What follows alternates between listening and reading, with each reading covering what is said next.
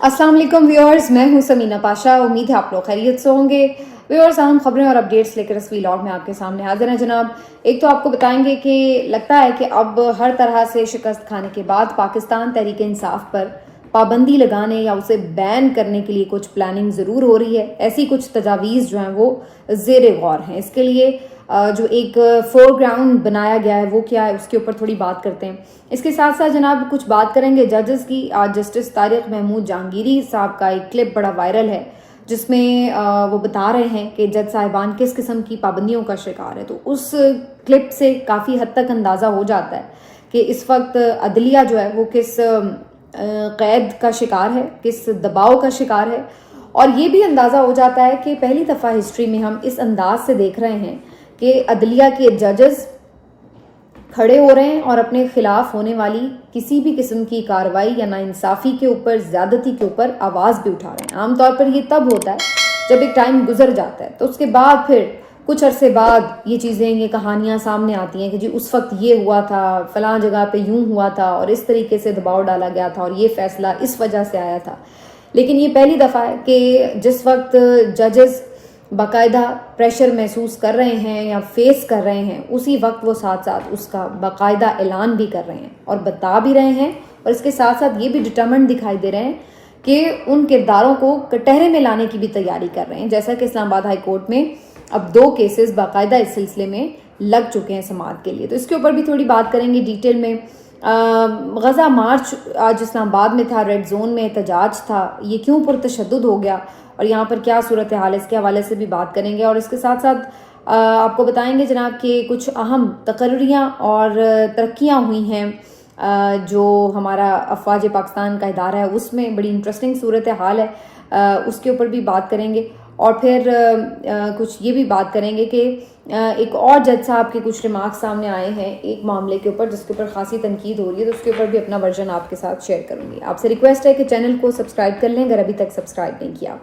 तो सबसे पहले ज़रा बात का आगाज़ यहीं से करते हैं जी। पीटीआई के खिलाफ अगला महाज क्या नज़र आ रहा है? तो बज़ाहिर ये नज़र आ रहा है कि बयानिए की जंग हारने के बाद और फिर इलेक्शन में शिकस्त के बाद अब मौजूदा सेटअप ने ये तय किया है कि अगर इनको हम पाबंदियों की जद में ले आएंगे तो फिर शायद कोई बचत हो जाए, क्योंकि अदरवाइज़ तो ये हर मौके के ऊपर कुछ ना कुछ रैलीज निकालेंगे, प्रेस कॉन्फ्रेंस करेंगे, सियासी सरगर्मी करेंगे, तो इनको रोकना बड़ा मुश्किल हो जाएगा। तो इसलिए तहरीक इंसाफ को बैन कर दिया जाए या इस पर पाबंदी लगा दी जाए और इस अंदाज से ये काम किया जाए कि जिसकी वजह से इनकी सरगर्मियों को महदूद करने का एक जवाज़ इनके पास आ जाए। क्योंकि अदरवाइज़ ज़ाहिर है वो प्रोटेस्ट करने के लिए निकलते हैं तो हर कोई ये कहता है कि जी आइन के मुताबिक तो इनको इजाज़त है, ये प्रोटेस्ट कर सकते हैं। और जब वो फिर यही मामला हाई कोर्ट में उठाते हैं तो जाहिर है जजेस भी यही बात करते हैं कि उनको किसी भी सियासी सरगर्मी से आप नहीं रोक सकते आइन की रूह से। तो इस मसले का हल वो ये निकाल रहे हैं कि इसको as a Jamaat he ban किया जाए ताकि इसको हम इस जवाज़ के ऊपर रोक सकें। ये इनका प्लान ज़रूर हो सकता है, लेकिन क्या इसके लिए इनके पास ये सलाहियत है, ये ऑप्शन मौजूद है, प्रैक्टिकली कितना पॉसिबल है, इसके ऊपर बात करती हूँ मैं। लेकिन इसके लिए ये कर क्या रहे हैं, इसके लिए 1-2 चीज़ें इन्होंने की हैं वो मैं आपके साथ शेयर करती हूँ। आज बड़े अरसे बाद अख्तर इकबाल डार साहब जो कि पाकिस्तान तहरीक इंसाफ नज़रियाती के सरबराह हैं, वो अचानक से नमूदार हुए।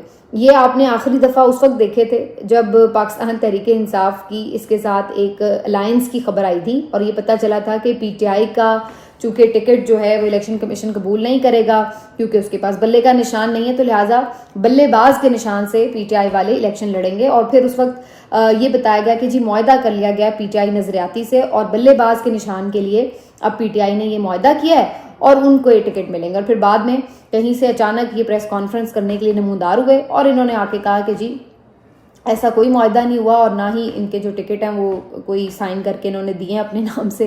तो ये टोटली मुकर गए इस सारे बयान से।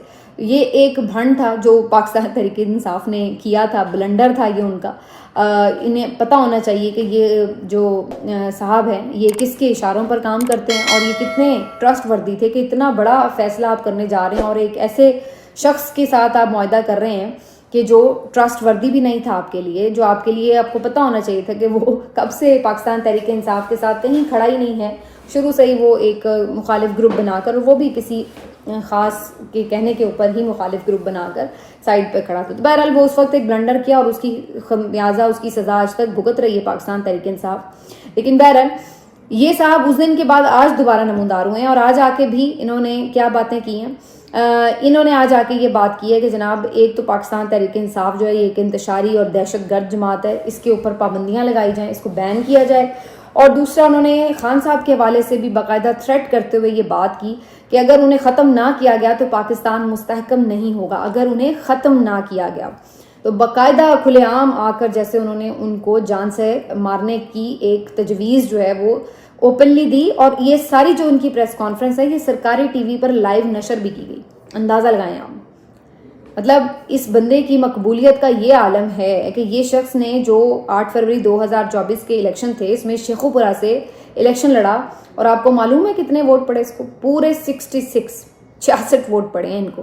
18ویں نمبر پر آئے تھے یہ اپنے حلقے میں. اور یہ صاحب اتنے امپورٹنٹ ہیں ریاست پاکستان کے لیے کہ یہ آ کر پریس کانفرنس کر رہے ہیں اور ان کی پوری پریس کانفرنس جو ہے وہ پی ٹی وی پر, سرکاری ٹی وی پر لائیو دکھائی گئی ہے. کیوں؟ صرف اس لیے کیونکہ وہ عمران خان کو پی ٹی آئی کو نشانہ بنا رہے ہیں. اور آج کل ہمارے ملک میں یہ کام ثواب سمجھ کے کیا جاتا ہے. جو بھی شخص یہ کام کرتا ہے اس کو نوازا بھی جاتا ہے اور اس کو ہر طرح سے فیسیلیٹیٹ بھی کیا جاتا ہے. اور جو شخص اس کے مخالف کام کرتا ہے, ان کے حق کی بات کرتا ہے کوئی, تو اس کو پھر آپ کو معلوم ہے کہ جس طرح کی ظلم اور پھر بربریت کا نشانہ اور تنگ کیا جاتا ہے وہ ساری ایک ہسٹری ہے. تو بہرحال جی اختر اقبال ڈار صاحب جو ہیں انہوں نے یہ پلان دیا اور اس سے ایک دن پہلے رانا ثناء اللہ صاحب کی طرف سے بھی یہ سٹیٹمنٹ سامنے آیا کہ وقت آ گیا کہ پاکستان تحریک انصاف کی سیاسی سرگرمیوں کو محدود کیا جائے, ان کو پابندی عائد کی جائے اور یہ فیصلہ کسی بھی وقت ہو سکتا ہے. تحریک انصاف سیاسی جماعت کی حیثیت سے کام کرنے کے لیے اپنا استحقاق کھو چکی ہے. تو یہ وہ رانا ثناء اللہ صاحب کی سوچ ہے جو چند دن پہلے, صرف چند دن پہلے, ابھی انہیں کچھ دن ہوئے ہیں کہ انہیں یہ سیاسی عہدہ ملا ہے, حکومتی عہدہ ملا ہے سیاسی مشیر کا وزیر اعظم کے. اور اس سے پہلے تک یہی صاحب یہ باتیں کر رہے تھے کہ جی عمران خان بھی ایک لیڈر ہے اور پاکستان تحریک انصاف سے بات ہونی چاہیے, ہم تو بات کرنے کے لیے تیار ہیں وغیرہ وغیرہ.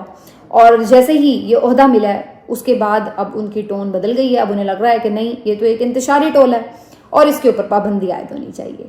پھر 9 مئی کے حوالے سے ایک نگران حکومت کے دور میں کمیٹی بھی بنی تھی, آپ کو یاد ہوگا, اور اس کمیٹی کی بھی کچھ رپورٹ جو ہے سامنے آئی ہے جس کے مندرجات کے بعد رانا ثناء اللہ صاحب نے اس کمیٹی کی رپورٹ کو مسترد کر دیا اور کہا کہ جی اس میں کوئی انہوں نے خاص بات نہیں کی, کوئی ذمہ داروں کا تعین نہیں کیا اور کسی طرح سے بھی کوئی ٹھوس چیزیں اس میں پیش نہیں کی گئیں, تو انہوں نے اس کو مسترد کر دیا ہے. تو بات یہ ہے کہ اب کوئی ٹھوس چیزیں کسی کے پاس ہوں تو کوئی پیش کرے.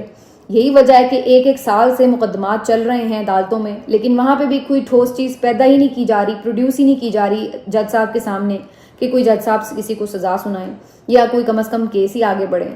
تو اب یہ جو نگران حکومت کی کمیٹی تھی اس میں بھی یہی صورتحال رہی, ان کی بھی رپورٹ میں کچھ ٹھوس نہیں مل رہا. تو کہنے کا مقصد یہ ہے کہ اگر تو واقعی کچھ ٹھوس ہے تو وہ پھر لا کر ان کے خلاف جو کارروائی بنتی وہ کی جاتی. لیکن اس سارے واقعے کو جس طریقے سے صرف ایک سیاسی بیان بازی اور سیاسی بیانیے اور انتقامی کارروائیوں کے لیے استعمال کیا گیا وہ اب سب کے سامنے ہے. تو بہرحال جی اب کیا باقاعدہ اس کے اوپر پابندی لگا دی جائے گی؟ اس کے لیے باقاعدہ ایک طریقہ کار ہوتا ہے اور جو وفاقی حکومت ہوتی ہے وہ ایک ریفرنس فائل کرتی ہے, پھر اس کے بعد اس کا ایک پورا پروسیجر ہوتا ہے الیکشن کمیشن میں, پھر اس کے بعد معاملہ سپریم کورٹ میں جاتا ہے اور پھر وہاں سے جو ہے پورا ایک کیس کو ہیئر کیا جاتا ہے اور اس کے بعد پھر کوئی پابندی کا معاملہ آتا ہے. لیکن اتنے سارے مرحلے طے کرنے میں کیا سے کیا ہو جاتا ہے ہمارے ملک میں, بات وہیں آ جاتی ہے. جیسے میں نے کچھ دن پہلے بھی بات کی تھی, آپ پی ٹی آئی پہ پابندی بھی لگا دیں تو اس وقت تو ان کے ویسے ہی جتنے بھی اراکین ہیں وہ سنی اتحاد کونسل کے طور پر جو ہیں وہ رجسٹرڈ ہیں ایز اے پارلیمانی جماعت. تو ایک تو یہ بات ہے. دوسری بات یہ کہ بات وہی ہے کہ عمران خان تو وہی ہے, وہ تو نہیں بدل جائے گا, اس کا نام تو نہیں بدل جائے گا. اگر آپ اس کی جماعت کو بین بھی کر دیں گے تو کسی نئی جماعت کے نام سے وہ کوئی جماعت اناؤنس کر سکتے ہیں, رجسٹر کرا سکتے ہیں, لیکن ہوگی تو وہ پی ٹی آئی, کیونکہ وہ عمران خان کی جماعت ہوگی. تو وہ اصل بات تو عمران خان کی ہے. اب آپ اس کے آگے پیچھے جتنے مرضی نام بدلتے جائیں اس سے کوئی فرق پڑ نہیں رہا ہے. تو یہ بات جو ہے وہ سمجھدار لوگوں کو سمجھ نہیں آ رہی اور وہ بلا وجہ ایک روز اپنے لیے سبکی کا سامان پیدا کرتے ہیں, روز اپنے لیے تھکاوٹ کا ایک سامان پیدا کرتے ہیں, اس کے علاوہ کچھ ہے نہیں. बहरहाल जी, ये अगर किसी को शौक है तो वो भी ये पूरा करके देख लें। वैसे तो इसका भी वक्त निकल चुका है, अगर करना ही था तो ये भी बहुत पहले किया जा सकता था। अब 1 साल गुजरने के बाद जब आप कुछ प्रूव नहीं कर पाए तो अब जो है आप आके इस तरह की हरकत करेंगे तो वो और ज़्यादा आपके खिलाफ जाएगी और पीटीआई के नैरेटिव को उससे तकवीत मिलेगी कि देखिए ये सारा कुछ बेसिकली पीटीआई को क्रश करने के लिए किया गया। तो बहरहाल देखते हैं इसके ऊपर आगे क्या फर्दर होता है। बाकी जनाब आपको बताएं कि इधर गज़ा मार्च की क्या सूरत हाल रही। यहाँ पर जी सूरत हाल ये थी कि आज जमात की तरफ से प्रोटेस्ट का ऐलान किया गया था गज़ा के हक़ में और अच्छी खासी तादाद में यहाँ पर लोग मौजूद थे, कारकुनान इनके मौजूद थे। लेकिन अफसोस की बात यह है कि ये हमेशा हम देख रहे हैं कि जब भी फ़लस्तीन के हक़ में रैलीज़ निकाली जाती हैं या कोई भी प्रोटेस्ट करने की कोशिश की जाती है तो न जाने क्यों उसको पुरतशद्दुद कर दिया जाता है, रोका जाता है, रुकावटें डाली जाती हैं। इसकी वजह अभी तक समझ नहीं आ रही कि एज ए स्टेट हमारी पॉलिसी फिर है क्या। एक तरफ हम कहते हैं कि जी हम फ़लस्तीन के हक़ में हैं, हम फ़लस्तीन के साथ खड़े हैं, हमारी सफारती अखलाकी हिमायत फ़लस्तीनियों के साथ है। तो अगर ऐसा है तो फिर क्या वजह है कि जब कोई प्रोटेस्ट किया जाता है तो उसको हमेशा पुरतशद्दुद कर दिया जाता है। आज उसकी वजह ये बताई जा रही है कि जी ये प्रोटेस्ट चूँकि रेड जोन में हो रहा था इसलिए उसको रोका गया। लेकिन इससे पहले बहुत सारे प्रोटेस्ट हमने देखे हैं। हमने देखा है कि सुप्रीम कोर्ट की बिल्कुल सामने अहाते में जो है ये आपकी पीडीएम की सारी जमातों ने, आपको याद होगा जिस अंदाज से जलसा किया था और जिस तरह बदतमीजी की गई थी बाकायदा यहाँ पर। तो रेड जोन में इससे पहले भी बहुत दफ़ा एहतजाज हुए हैं, पीटीआई ने भी डी चौक पर धरना दिए रखा है और भी काफ़ी लोगों ने एहतजाज किए हैं। तो अब आप जब बात आती है फ़लस्तीन की तो आप कहते हैं कि जी रेड जोन है, यहाँ पे एहतजाज नहीं हो सकता। यहाँ पर आज काफ़ी गिरफ्तारियां भी हुई, फिर कुछ लोगों को रिहा भी कर दिया गया बाद में, तो ये सारा सिलसिला चलता रहा। दूसरी तरफ हम देख रहे हैं कि वर्ल्डली लोग इस चीज़ को रियलाइज़ कर रहे हैं कि फ़लस्तीन के साथ कितनी ज़्यादती हो रही है और उसके ऊपर लोग आवाज़ उठा रहे हैं। और वो तमाम ममालिक जो रियासत के तौर पर तो इसराइल या अमेरिका के साथ खड़े हैं लेकिन उनके अपने अवाम उनकी इन पॉलिसियों के ख़िलाफ़ खड़े हैं, तो वो भी प्रोटेस्ट कर रहे हैं। लेकिन हमारे मुल्क में एक अजीब सूरत हाल है कि रियासत की पॉलिसी हालांकि फ़लस्तीन के हक़ में है लेकिन एहतजाज की उस तरह से खुली आज़ादी नहीं है, जिसके ऊपर हैरत होती है कि फिर आखिर हमारी इंटरनली सही तौर पर पॉलिसी है क्या, कुछ वाजे नहीं फिर होता, फिर बंदा कंफ्यूज हो जाता है। ये सूरत हाल जनाब वहाँ पर बनी है और अब तो ये रोज़ की आदत हो गई है देखना इस तरह के मनासिर, कभी पंजाब में, कभी इस्लामाबाद में, अब तो गिलगित बल्तिस्तान, कश्मीर में ये एहतजाज, ये मारपीट, ये सब कुछ जो है अब हमारी तकरीबन रोज़ की रूटीन का हिस्सा हो गया है। और फिर हम आके ये क्लेम करते हैं कि मुल्क में अब इस्तेहकाम आना शुरू हो चुका है। तो अब पता नहीं इसको कौन इस्तेहकाम कहता है, मेरी तो समझ में अभी तक वैसे नहीं आ रहा। लेकिन हम रोज़ाना की बुनियाद पर कभी किसी की इशू पर, कभी किसी इशू पर यही चीज़ें देखते हैं। जज साहब की मैंने बात की थी जैसे शुरू में, जस्टिस तारिक महमूद जहांगीरी साहब ने आज एक तकरीब में खिताब करते हुए ये बात की है कि हम जज बनते हैं इज्जत के लिए, वरना जजेस को कोई आज़ादी हासिल नहीं। यहाँ हर चीज़ जजेस की मैनेज हो रही है, रिकॉर्ड हो रही है, जजेस कैदी बने हुए हैं। अब इससे बढ़कर निज़ाम अदल के लिए और तमाचा क्या होगा, इस सिस्टम के लिए और तमाचा क्या होगा कि एक जज भरे बाजार में आपको इस तरह से एक्सपोज कर रहा है कि ये हमारा अदालती सिस्टम है। इस पे कौन यकीन करेगा, इस सिस्टम के पास कौन इंसाफ लेने जाएगा कि वो जजेस जो इंसाफ देने के लिए मामूर हैं वो खुद इंसाफ के तलबगार हैं और उनको इंसाफ नहीं मिल रहा। बल्कि इंटरेस्टिंगली जो बंदा इस सारी ज्यादती और नाइंसाफी के खिलाफ, जो जज खड़ा हो रहा है, जो इस मुदाखलत को बर्दाश्त करने के लिए तैयार नहीं है, जो जिस तरह से उनके साथ, उनकी फैमिलीज के साथ किरदार कुशी की जा रही है, जो इसकी बात कर रहा है, बजाय इसके कि पूरी सोसाइटी उन जजेस के साथ खड़ी हो, उल्टा ये हो रहा है कि उन जजेस को ही कटहरे में खड़ा कर दिया गया कि आपने जैसे ये बात की तो कोई जुर्म कर दिया। यानी ये एक अजीब माशरा है कि जिसके साथ जुल्म हो रहा होता है, जो विक्टिम होता है, वही कटहरे में खड़ा हो जाए। अब ये जज साहब अगर अपने मुंह से कह रहे हैं, और ये कोई आम कोई सेशन कोर्ट के जज नहीं हैं, ये हाई कोर्ट के जज हैं, और वो ये बात कर रहे हैं कि हम तो खुद कह दिए हैं कि हमारी हर चीज रिकॉर्ड हो रही है, तो उसके बाद बाकी क्या रह जाता है? उसके बाद बाकी क्या रह जाता है?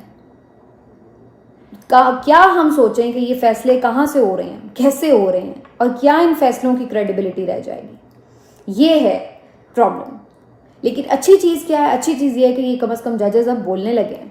उससे ये होगा कि कम से कम آپ کی جب لوگ سٹینڈ لینا شروع کرتے ہیں تو پھر اس کے بعد ہی بہتری آتی ہے. پھر جو مداخلت کرنے والے ہیں وہ بھی کہیں نہ کہیں سوچنے پہ مجبور ہوں گے کہ اب ہمیں کہیں رکنا ہے, ورنہ تو کوئی رکے گا ہی نہیں نا اگر چپ کر کے لوگ سہتے جائیں گے. تو بہرحال دوسری طرف ایک اور جج صاحب نے آج ریمارکس دیے جو کافی تنقید کی زد میں بھی آئے. تو جہاں ججز کے ساتھ کھڑا ہوا جائے گا, جو ججز کی کوئی قابل تنقید بات ہوگی اس پہ تنقید بھی ہوگی. آج جسٹس شاہد کریم صاحب لاہور ہائی کورٹ کے جج ہیں, ان کی طرف سے کچھ ریمارکس رپورٹ ہوئے ہیں جس کے اوپر بڑی تنقید بھی ہو رہی ہے. انہوں نے یہ جو پنجاب حکومت کی طرف سے خواتین کو خاص طور پر اور باقی لڑکوں کو بھی شاید ان کو بھی جو خواتین کے حوالے سے تو نہیں لیکن جو بائکس دینے کا انہوں نے اعلان کیا تھا یا کوئی لے کے آئے تھے اسکیم, اس کے اوپر ہیئرنگ ہو رہی تھی. تو اس پر انہوں نے ریمارکس دیے کہ جی اگر لڑکوں کو بائکس دی جائیں گی تو یہ ون ویلنگ کریں گے اور یا پھر لڑکیوں کے کالج کے باہر پہنچ جائیں گے. تو انہوں نے اس کو جو ہے روکنے کے لیے احکامات بھی دیے ہیں کہ اسکیم کو فی الحال روکا جائے, اور یہ بھی انہوں نے وہاں پہ بات کی کہ بسز کیوں نہیں فراہم کی جا رہی ہے وہ. تو پہلی چیز تو مجھے یہ شک ہے کہ پتہ نہیں کچھ آؤٹ آف کانٹیکسٹ نہ اس میں رپورٹ ہو رہا ہو, کیونکہ عجیب سی بات ہے, اس کو ہضم کرنا ذرا مشکل ہے کہ کوئی جج صاحب جو ہے اس طرح کی بات کریں. اگر یہ بات اسی طرح سے کی گئی ہے جیسے رپورٹ ہوئی ہے تو پھر اس کے اوپر بات ضرور ہو سکتی ہے, تنقید بھی ہوگی, یقیناً ہوگی. کہ پہلی چیز تو یہ کہ یہ انتظامیہ کے فیصلوں میں ایک دخل اندازی کے مترادف بات ہے. اب جیسی بھی ہے 47 کی حکومت ہے یا جو بھی ہے, فی الحال تو یہی حکومت ہے, اور کل کو کوئی صحیح حکومت بھی آئے گی تو ججز کی اس روش کو انکریج تو نہیں کیا جا سکتا کہ وہ انتظامیہ کے کام میں مداخلت کریں. جب آپ یہ شکایت کرتے ہیں کہ کوئی ہمارے کام میں مداخلت نہ کرے تو پھر وہاں پہ آپ کو یہ بھی ایک لائن ڈرا کرنی ہے کہ آپ نے بھی انتظامیہ کے کام میں مداخلت نہیں کرنی. اگر کوئی حکومت کوئی اسکیم لے کے آ رہی ہے اور اگر واقعتاً اس سے کوئی انسانی بنیادی حقوق کو ایشو نہیں ہے تو پھر ججز کا کام نہیں ہے کہ وہ اس کے حوالے سے مداخلت کریں. لیکن بہرحال ایک تو یہ مداخلت کے زمرے میں آتی ہے بات. دوسری بات یہ کہ یہ اپنے طور پر کامن سینس کے لحاظ سے یہ ریمارکس بڑے عجیب ہیں. اس طرح تو آپ کہیں گے کہ جو باہر ہم سڑک پہ گاڑی نکالتے ہیں تو اس کا چونکہ ایکسیڈنٹ ہو جاتا ہے تو پھر گاڑی نہ نکالیں. تو ہر چیز کے اب فون ہے, اس پہ لوگ بہت غلط کام بھی کرتے ہیں, بہت ضروری چیزیں بھی ہوتی ہیں اس پہ, تو پھر کیا ہم فون یوز کرنا بند کر دیں؟ تو اسی طرح بائک اگر کوئی لیتا ہے تو اس پہ ظاہر ہے وہ ون ویلنگ بھی کر سکتا ہے اور اس کو اپنے لیے سواری کے طور پر استعمال بھی کر سکتا ہے, سستی سواری کے طور پر. تو یہ عجیب سے ریمارکس ہیں اگر یہ بات کی جائے کہ جی چونکہ وہ ون ویلنگ کریں گے. تو اصل مسئلہ یہ ہے کہ جو کوئی اپنے پیسوں سے خرید کر اگر ون ویلنگ کرتا ہے خود سے پرائیویٹلی خرید کر, تو اس پہ کوئی اعتراض نہیں ہے کیا؟ تو مسئلہ یہ نہیں ہے, یہ بات بڑی عجیب ہے. اور پھر اسی طریقے سے اس طرح کی چیزوں سے پھر ججز کے اوپر تنقید شروع ہو جاتی ہے کہ دیکھیں یہ اپنے اختیار سے باہر نکل کر جو ہے یہ کام کر رہے ہیں. ویسے مجھے پرسنلی اگر آپ پوچھیں تو میں خود اس بات کے ویسے حق میں ہوں کہ جو پبلک ٹرانسپورٹ ہے اس کا سسٹم اتنا بہترین اور شاندار ہونا چاہیے, اتنا زبردست ہونا چاہیے کہ جس سے آٹومیٹکلی لوگوں کا یہ رجحان بڑھے کہ وہ پبلک ٹرانسپورٹ یوز کریں, بجائے اس کے کہ ہم ایونچولی ہر کوئی ظاہر ہے اپنی کنوینس کی طرف پھر سوچتا بھی ہے, کوشش بھی کرتا ہے, خریدتا بھی ہے. اس کی وجہ سے آپ دیکھیے کہ بڑے شہروں میں ٹریفک کی کتنی زیادہ ایک کھپت ہو چکی ہے, اتنی زیادہ ٹریفک ہو چکی ہے, اتنی گاڑی اتنی موٹر سائیکل سڑک پر آ چکی ہے, اتنی سڑکیں نہیں ہیں جتنی موٹر سائیکلیں اور گاڑیاں سڑک پر آ چکی ہیں. تو ظاہر ہے وہ ٹریفک کا اتنا بڑا حجم اس کو مینیج کرنا وہ خود بہت بڑا مسئلہ ہو جاتا ہے بڑے شہروں میں. تو اگر